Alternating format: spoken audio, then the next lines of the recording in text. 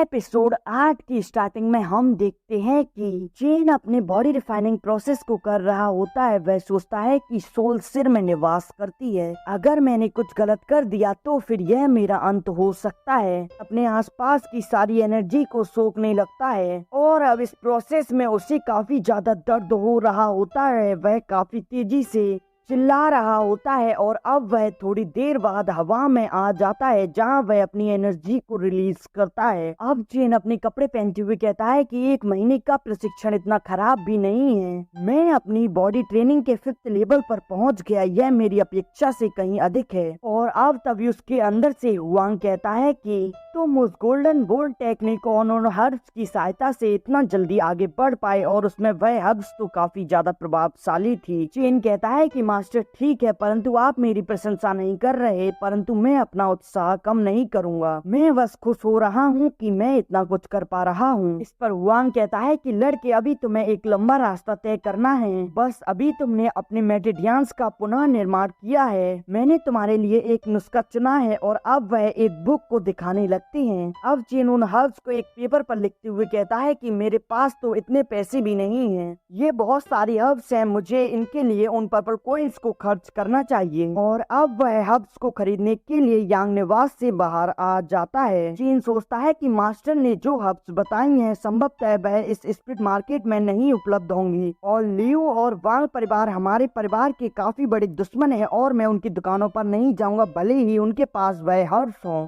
कि अब मुझे इस मामले में जाओ परिवार की स्प्लिट मार्केट में जाना होगा। वह कहता है कि मुझे वहां जाने से पहले अपने भेष को बदलना होगा और अब वह अपना भेष बदलकर सिटी लॉर्ड के स्प्लिट मार्केट में आ जाता है जहां वह उसे देखकर कहता है कि यह काफी भव्य है। वह उसे देखकर कहता है कि मुझे आशा है कि यहाँ सारी हर्ब्स मिल जाएंगी, नहीं मिली तो मुझे काफी परेशानी हो सकती है। और अब वह अपने मुंह को पूरा ढक लेता है और अब वह उसके अंदर एंटर हो जाता है। अब वह अंदर जाकर एक व्यक्ति को अपना पर्चा दे देता है। अब चेन एक जगह जाकर बैठ जाता है। अब उसकी नजर वहां रखे वेपन्स पर पड़ती है। वह उन्हें देखता है और तभी वह व्यक्ति उसके पास आता है और कहता है कि मुझे खेद है, आपको इनमें से एक जड़ी बूटी यहाँ उपलब्ध नहीं हो पाएगी। चेन कहता है कि वह कौन सी है। इस पर वह बताता है कि रॉक लोटस। चेन कहता है कि यह अत्यधिक महत्वपूर्ण है जिसे कि मास्टर ने नुस्खे में मेरे लिए लिखा है। इसके बिना तो वह नुस्खा भी ढंग से नहीं बन पाएगा। चेन वहाँ से उठते हुए कहता है कि अब मुझे अन्य बाजारों के प्लेस पर भी जाना चाहिए। पर वह व्यक्ति कहता है कि परंतु सर यह पूरे मांगनू सिटी में रॉक लोटस आपको कहीं नहीं मिलेगा। इस पर चेन कहता है कि क्या तुमने क्या कहा। वह व्यक्ति बताता है कि रॉक लोटस अपनी बढ़ती परिस्थितियों के लिए बहुत खास है। यू युन माउंटेन्स जो कि शहर से ज्यादा दूर नहीं है, वहीं पर ग्रेट जिया किंगडम के रॉक लोटस का उत्पादन होता है और जब लोग उस रॉक लोटस को लेने जाते हैं तो वहाँ एक स्प्लिट बीस्ट है जिसे हराना पड़ता है। उसने वहाँ पर आकर कब्जा कर लिया है और अब बाहरी लोगों का वहाँ जाना असंभव है। वह बीस्ट काफी शक्तिशाली है जिसे हराना नामुमकिन है। चेन कहता है कि ठीक है, तुम अन्य हर्ब्स को मेरे लिए रख दो।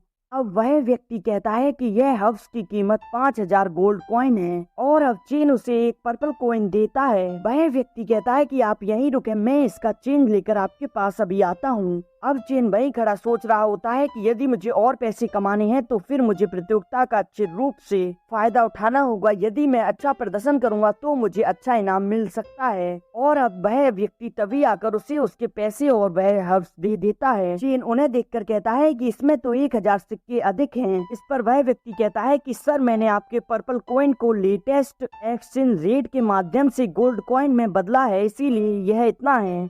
यह सुनकर चेन जाते हुए कहता है कि ठीक है और अब वह उसके बाहर आते हुए कहता है कि मुझे लगता है कि अब मुझे यू युन माउंटेन्स पर जाना ही होगा। अब उसके अंदर से हुआंग कहता है कि जब तक तुम चुनौती को स्वीकार नहीं करोगे तो फिर तुम कैसे आगे बढ़ पाओगे। चुनौती ही एक आगे बढ़ाने का सिद्धांत है। चेन कहता है कि लेकिन मुझे निकलने से पहले तैयार होना होगा और मैं स्थानीय व्यापारियों के यहाँ अपनी किस्मत चमकाऊंगा। और अब वह एक जगह आ जाता है। वह कहता है कि यहाँ तो ब्लड काउंसलिंग स्तर पर कोई नहीं है। इसमें आश्चर्य नहीं कि यहाँ काफी कम लोग हैं। वह वहाँ दुकानों पर सामान देखता है और अब वह सोचता है कि मैंने तो कुछ ज्यादा ही सोचा था, यहाँ तो कुछ भी नहीं है मेरे लिए। अब मुझे यू युन माउंटेन्स की यात्रा के लिए तैयार हो जाना चाहिए जहाँ मुझे रॉक लोटस मिलेगा। और तभी उसके अंदर से एक एनर्जी एक दुकान की ओर जाती है। चेन सोचता है कि क्या यहाँ कुछ अच्छा है और अब वह उस दुकान पर जाकर देखता है, वहाँ उसे एक रिंग दिखाई देती है और अब वह वहाँ से एक रिंग और कुछ सामान को उठाकर देखता है। वह कहता है कि क्या यह उन्होंने कब्र से चुराया है और यह एपिसोड यहीं एंड हो जाता है।